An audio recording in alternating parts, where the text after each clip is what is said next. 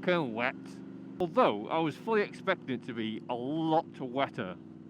It's been raining constantly since yesterday. Even when I got up, it was absolutely pissing down. So I adorned all my waterproof gear. I don't know what's what. What's going on? Don't know. I think I just rode through the roadworks bit. Who knows? I certainly don't.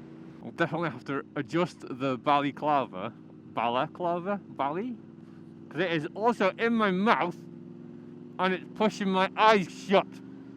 So I can't see unless I do a little weird chin tuck thing. I should have adjusted this before I left the house. There are many things that I should have done before I leave the house.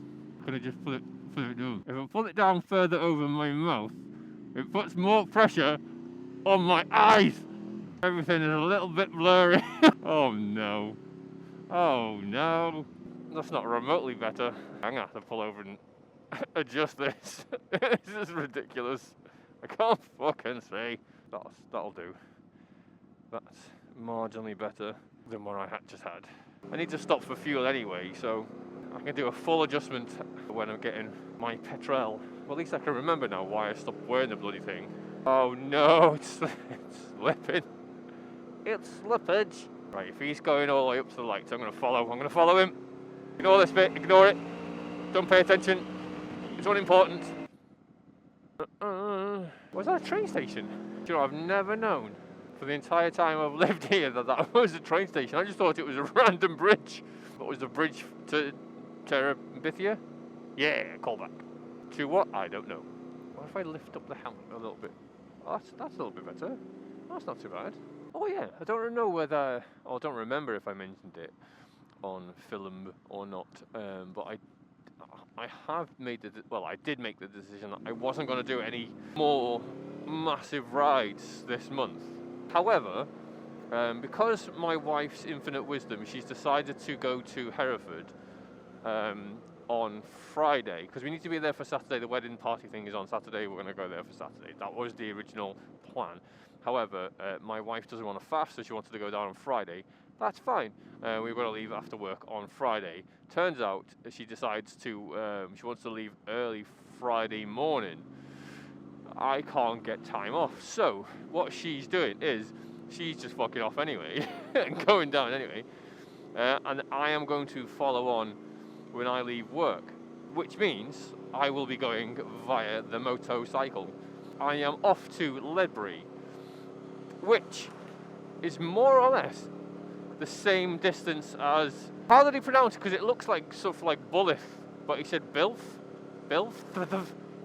I'm not sure. That place in Wales that I went to meet Stormtech, it's almost the exact same distance. However, this time I am armed with full waterproofs. You ain't catching me out twice. No fucking way, son.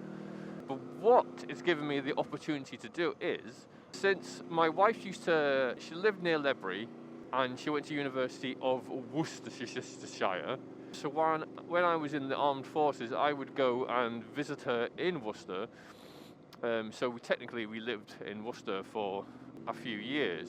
And I remember the roads between Worcester, whoa, cheeky chappy, between Worcester and Ledbury being quite fun, at least by car at the time. So like a mountainside wiggly road. So I'm going to go sort of down the A49 way, basically head towards Shrewsbury and then go towards Worcester, and then from Worcester to Ledbury, and revisit some of the older roads that I'd known in the past. Won't that be nice? Nostalgia and stuff. For me, not for you, because you may never have been there. I don't know why you bring it up, really, to be honest. Well, that's better. Balaclava off. I can now see. And my neck's getting cold, but I can see, I can speak and breathe. I tell you what, criminals, more respect to them. I couldn't imagine wearing that for a living. Oh, I am getting quite a cold neck though. Oh, never happy. Never happy. And the rain's starting to come down a little bit as well. I oddly kind of wanted to. I would like to test the waterproof or the waterproofness of my waterproofs before I take them on any long journey. There's no reason that I can see why they won't be effective. I am still wearing my mesh jacket underneath though, so I am wondering whether it'll be colder because of it. I can feel I can feel the cold in my arms because they're sort of like out and a little bit exposed in the wind blast, but my chesticles are fine really, same as my legs. I mean, I don't know how this setup would fare or how it will fare as I move into winter. I mean, normally what I'll do is just add layers, but I think, well, I must have been quite fortunate last year because I don't remember any real moistening. And before I got my leather jacket, I was wearing my high vis of shame because it's very good. It's a good jacket. It's a good jacket.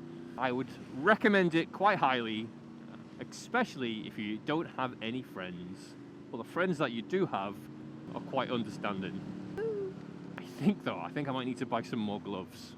Not that I don't already have multiple pairs of gloves, but I mainly use my RST stunt gloves. Just purely because they are incredibly comfortable, fit me very well, and the palm isn't overly thick. I mean, these gloves are Frank Thomas ones. I don't know. I think they are like winter and waterproof. I think, or maybe they're my other ones. But they are quite thick in the palm, and with heated grips, it tends to make the I don't know. It worsens the handling of the bike, just through like the feel of it. So I don't know whether I should buy some like waterproof but not winter. I don't even know if they exist. I could always just wear a pair of marigolds underneath, couldn't I? Could do that. Hands that do dishes can be soft as your face. Hang on, no, not if you're wearing marigolds though. Not if you're wearing marigolds. Mild green, fairy liquid. Not a sponsor. How long was I cocking around at the petrol station for? Inconceivable. Oh yeah.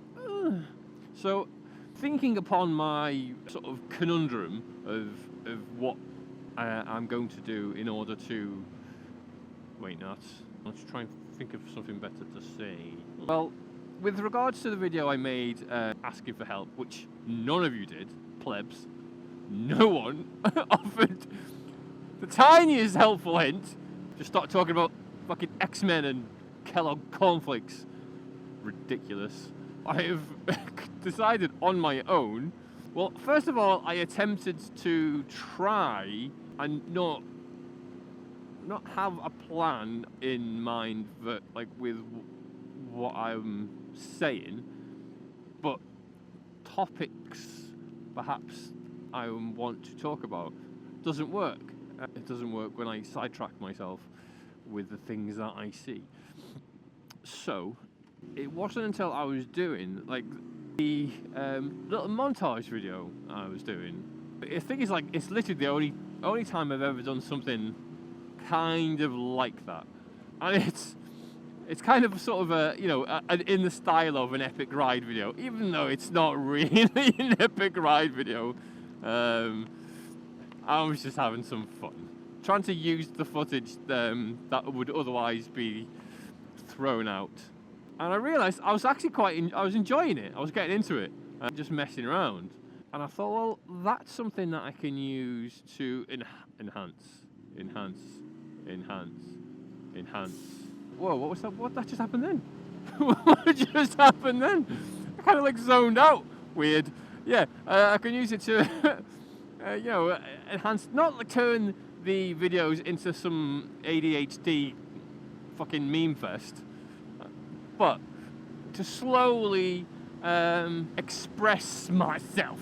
So I'm essentially still looking at looking at like the YouTube videos. You see e-bike wanker? No, don't think so. Don't think so. Good on you, son. Getting your legs out. Good on you.